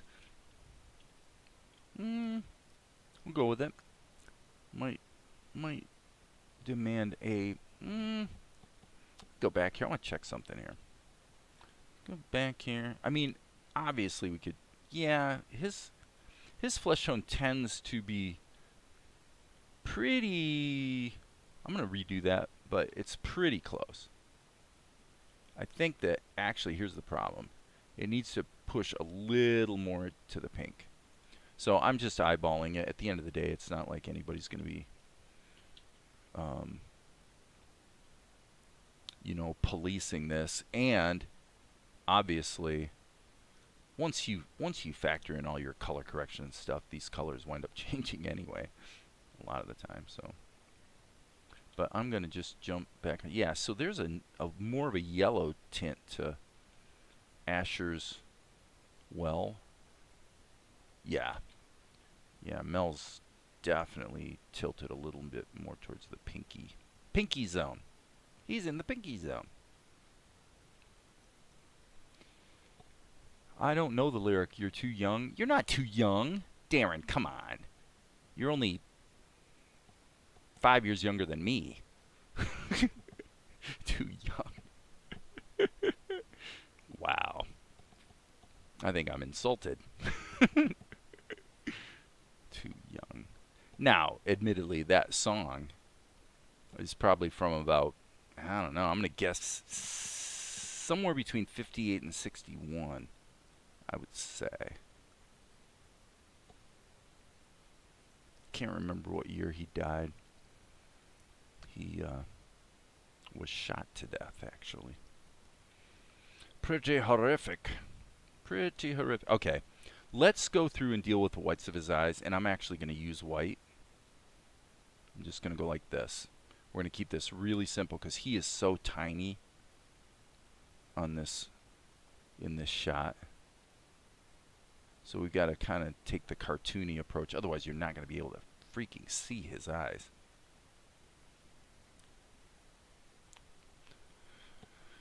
Ba-da-ba-da. I got in town a month ago. I seen a lot of girls since then. If I could meet 'em, I could get 'em. But as yet I haven't met 'em. That's why I'm in the state I'm in. Another Saturday. Alright, yeah. I think so. I think so. Yes, I do. Okay. Okay. He's a jabbering. He is a Ooh. Okay, that's all lip sync. Let me check. I gotta see if there's anything else going on here. I think there is. Okay. Well, your attention is definitely going to be on the towel or the garment. So, I think this is one of those examples where you really want to just put it on another layer and just not be stupid. So, I'm going to go here, right there. And there I'm going to insert a key.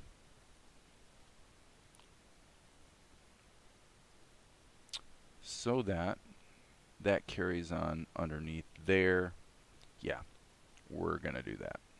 All right, so pull back here. I guess we'll just call this CLR for color. What time is it? 6 o'clock-ish. Why, it's 6 o'clock-ish. Okay, I'm going to also... I need to go through here and do his headband. So you guys can see when you... Oops. That was dumb. I need to put this in the mel layer. But when you do a lot of hand, you know, frame by frame animation, yeah, there's a lot of painting to do. There's a lot of painting to do. There's just no shortcut. There ain't no shortcut, people.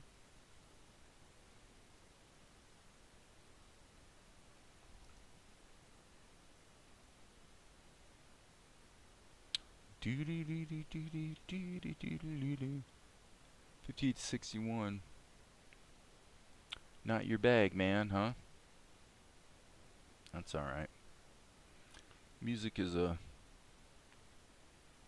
very personal thing. Let's see. So we're going to go here. And then we're going to jump to here. Because this languishes underneath over several frames. So it just doesn't make sense to do it over and over and over and over. Okay, did I get all of them in there? I think I did. So now we can go back to flesh tone. Yep, flesh tone. So because I'm Mr. Assembly Line today, apparently, I'm going to... Uh-oh, I just did it again. I just did the same thing again. That's correct, but this is not. I am such a silly goose. Well, you better make sure you're in the right layer. You might say, well, Dave, why aren't you just putting all the color in a separate layer? Don't ask such questions. Naughty children with all your questions. Naughty, naughty. Boom. Having to chase Mel around the screen. Man, he really moves a lot in this scene. He is a moving man. Yep. Back to the beginning, and this time, boom, I'm going to remember. Okay, so now we can finally take care of this guy's face. Take care of the face. It's so much fun. Evening, Amar. To quote Darren, evening, Amar. Evening, Amar. For those of you who are new to the party and wonder how anyone could ever do a cartoon that looks so, well, I mean, look at the way it looks. The answer is that this is actually this. This is the shot. It's a really, really wide shot. So we're zoomed in here like in a big way. A big way, I tell you. Big, big, big. Big, big bite. Big, big bite. Big, big taste in a big, big bite. Remember that one, Darren? I don't know if you guys had that in the UK when we were kids. Honeycomb cereal. The Honeycomb Kids, back when children were continually inundated with basically sugar commercials. Big, big taste and a big, big bite. Seems you're doing more frame-by-frame drawings these days. Is that deliberate or just something you're getting more comfortable with? Oh, it's a fair question. There's a certain sensitivity I have been developing. Don't think I'm great at it yet, but there's a sensitivity I've been developing to know when to take a piece, excuse me, and you know, leverage that piece by cutting it out, you know, and moving it around as opposed to redrawing stuff. When in doubt, I do find myself favoring redrawing things lately, and it's just the end results seem to be speaking for themselves for the most part. I seem to be getting better results, so yeah, whatever. It does put a little life into it if things change a bit, but the biggest thing I've been learning over and over is there's no simple answer. It just depends on the shot. It just depends on the shot.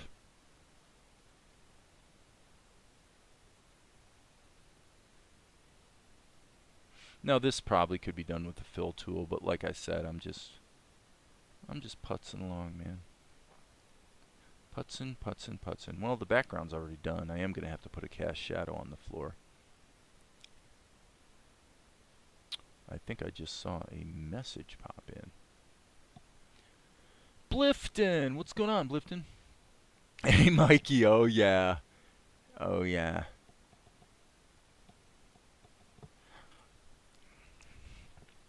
Yep. Good old Grace. Don't you want somebody to love? Don't you need somebody to love? Wouldn't you love somebody to love? You better find somebody to love. Oh yeah, that's a classic. Now I personally am probably in the minority of classic airplane fans in that I thought the edition of Mickey Thomas was a win for Starship, but for me the whole Starship thing pretty much, well, or airplane, pretty much began with Jane. 1979. So Mickey Thomas can still hit the notes. You know, some guys lose it, some guys don't. Mickey can still do it, at least last time I checked. Mickey Thomas. Heck of a singer. Well, some people don't realize that he was the singer on Elvin Bishop's Fooled Around and Fell in Love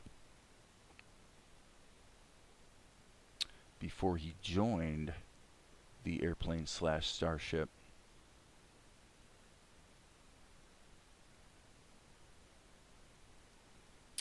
And I'm betting he probably did a bunch of session work too in the LA area.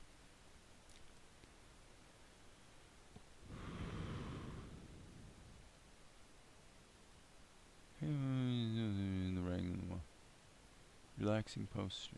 Haha. Why don't we solo this layer and see if we can get away with... Ooh, we did. Wow. Okay. Ooh. Man, I'm getting away with murder because there's a lot of gaps in this. I'm getting away with a federal crime. Federal crimes. Have you committed your federal crime today? Let's check in with these members of Congress and see what they've been up to.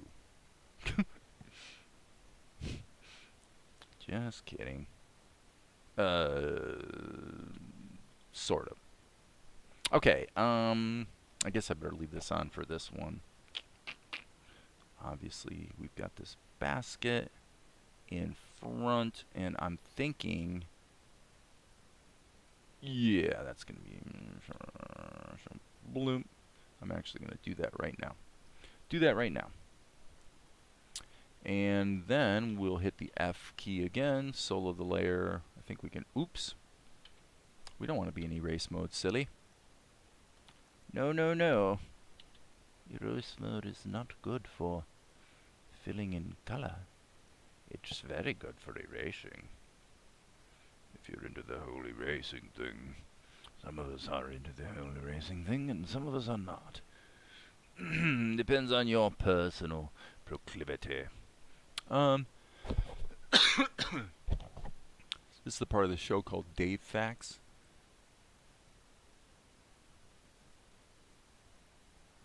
Well, not really. I did 3 hours this morning, and then I basically decided to take a break because I didn't think the shot was going well. So so then I started again here, well, 2 hours ago. So yeah, I mean, I guess it depends on what you consider long, because I did 3 hours this morning, and now I've done 2 more, so that's 5 so far. Okay. Well, that's spurring me on to even greater feats of animation daring do. What do you mean by Dave Facts? I'm not sure what that... I guess the trivia stuff, the Alvin Bishop thing, the Mickey Thomas thing, I think that must be what you're referring to.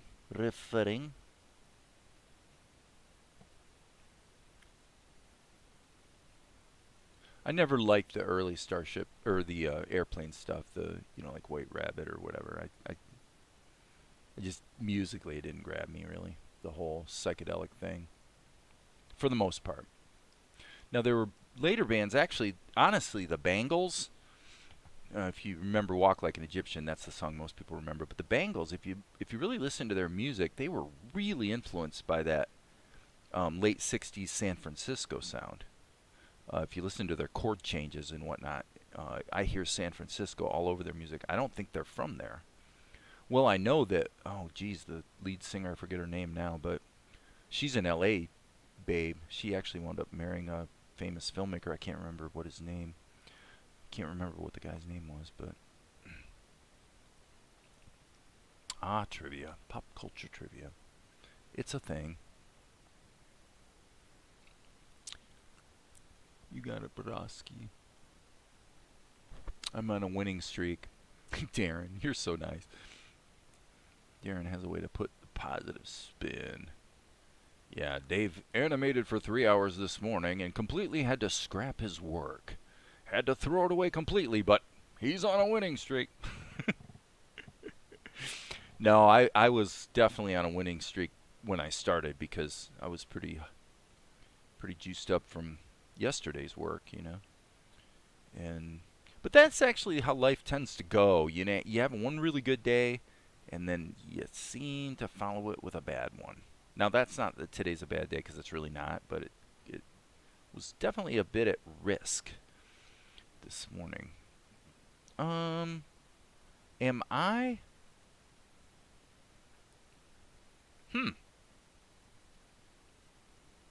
Shoot. Doggone it. I did it again. Okay. There is a way to fix that, and that's to do something like this. Yeah. Look at what I did. Can you guys believe this? I had a stupid attack. I put those stupid colors on the wrong layer again. Oh, you silly, silly, silly goose. That means I have to redo the color. I mean, technically I don't really have to, but the problem is I'd have to reproduce it on all those different cells. Look what I did. I can't believe. I cannot believe I did that. And yet, well, okay, now that's weird. Okay, I've seen this type of thing before. Time to save our work and time to save our work. And does that look to me like pixel buffer corruption in kind of a big way? Okay, so now here on the mel layer, I guess I probably need to catch this.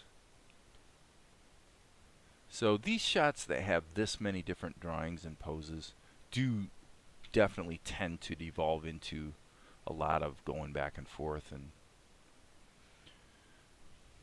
you wind up chopping things into separate layers in order to,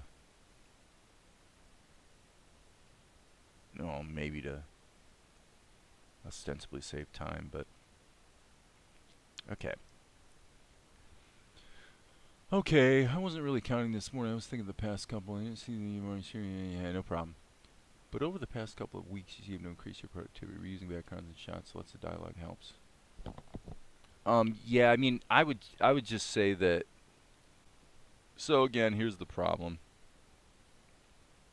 The problem is that's not going to extend. Now, there's more than one way to skin that cat, if the truth be known. Because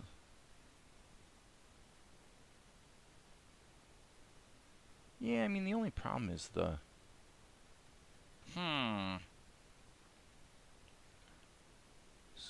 So you got the garment, but then it's just a matter of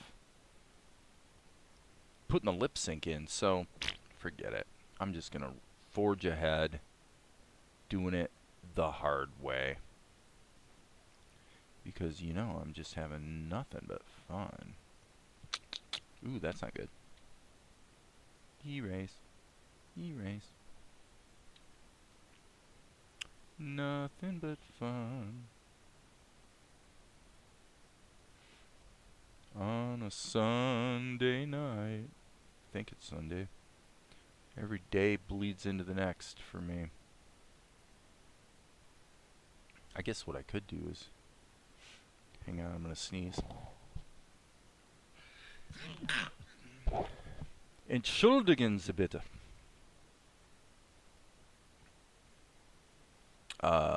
For those who don't know, that's German for excuse me, more or less.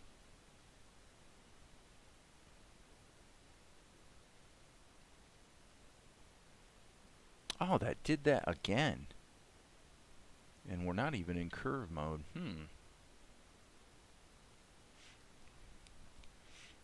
You little villain, you.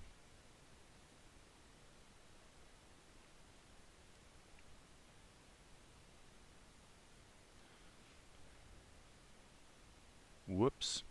Doggone it. There we go. And one more frame.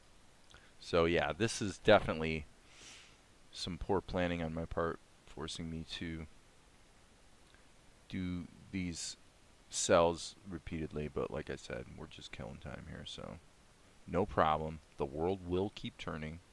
I wonder if I can get this one right this time. Nope. Nope.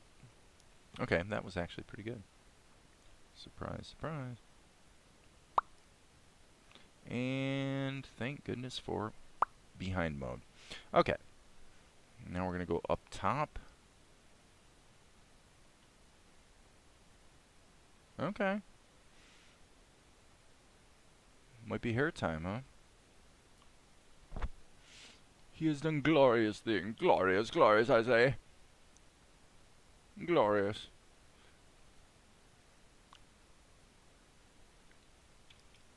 Mel has purple hair. Yes, purple hair, folks. It's true. Saw that one coming, baby. Saw that one coming.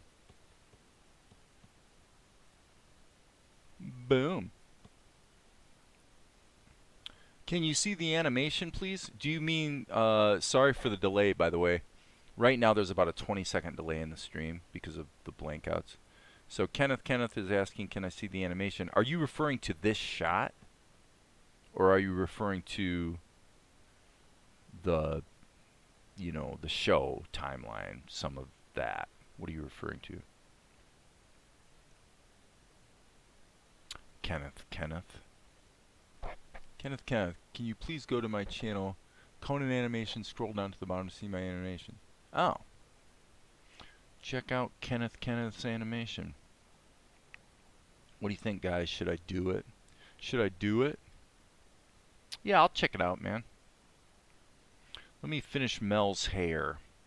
Let's get through the hair thing, and then I'll go check out Kenneth's. Anybody with a first and last name that are both the same word deserves to have someone look at their animation, right? I think. My father's middle name was Kenneth, actually.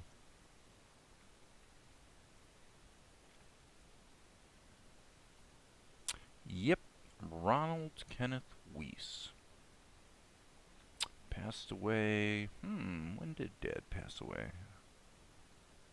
Seems like it's been about 10 years ago now, as a matter of fact. One of the great honors was doing the eulogy. Oop, I just blew that. That was not supposed to be. Curse you, Red Baron. I'm supposed to be in this layer now. So we're almost there, Kenneth, so. And by the way, I'm not really paying attention to the chat right now because I'm trying to focus on getting this done. Okay, we got the purple. Alright, we'll check out Kenneth's. Yeah, I am not a Okay, so can you go to my channel, Conan Animations? Okay. Scroll down to the bottom to see my animation. Okay. Well, the shot or the show, not the first one. Okay, so the shot. Here's the shot. The shot. I'll show the shot I did earlier this evening, I suppose. So this is the shot I did this afternoon when I was not live streaming. What is that Golik up to? And then Mel walks in, so you hear the door open and close. And then that brings us to this shot, which I suppose now we can actually make the, if the background's in there, we can kind of almost put the background in. Obviously he needs a shadow. A shadow would be good. So, yeah. It's feeling alright. Do-do-do-do-do. Feeling too good myself. Bow-bow-bow-bow. Yeah. So we got to get the lip sync in there. Alright. I am not a fan of the police. I've never particularly liked the police. I don't mind. You know, I mean, you know, Sting's got some talent for sure, but I don't know. Never been much of a fan of the police. Okay, so we're going to the videos all the way to the bottom to see the animations. Okay, so yeah, this looks like stuff like my son would have done when he was kind of fiddling with animation. Okay, so the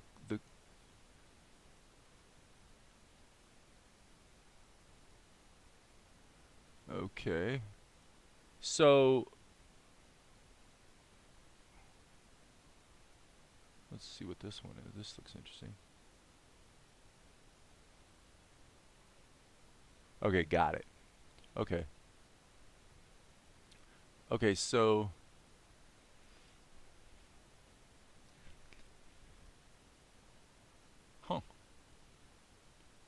I do not. I've never even heard of meat. I did. I looked at the last animation. Yeah. I mean, it's pretty cool stuff. Like I said, it reminds me of the stuff my son was doing when he was briefly venturing into fiddling with animation. Pretty goofy stuff, but it can be a lot of fun, you know. Boom. Let's get that. Let's go up here. We're still in behind mode, so that means we should be able to take the G key and just, yeah, you just keep working at it, Kenneth. You keep working on it.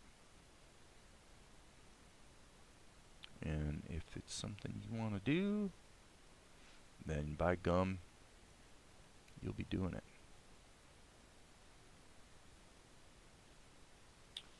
Alright. Guys, I think someone's knocking at the door. Hang on a second.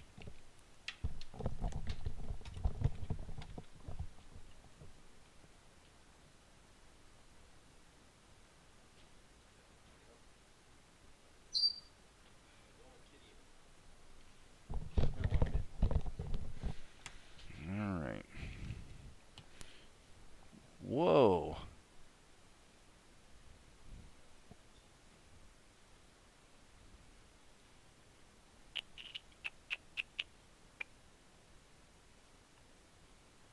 Okay. Okay. So now we'll solo this channel or this layer, and this part's gonna be fun and interesting. Okay. Nope. Hold on. Gotta go back. Yep. Darn it. Oh, silly me. Silly me. I need to block that. Yeah, I think I'm probably running out of gas here pretty soon. But I want to get the coloring done on this shot. I really do. So there. Oh, you stinker. Okay. Well, okie dokie. Looks like I'm going to have to do it the hard way. The hard way is the hard way. Blah, blah, blah, blah, blah.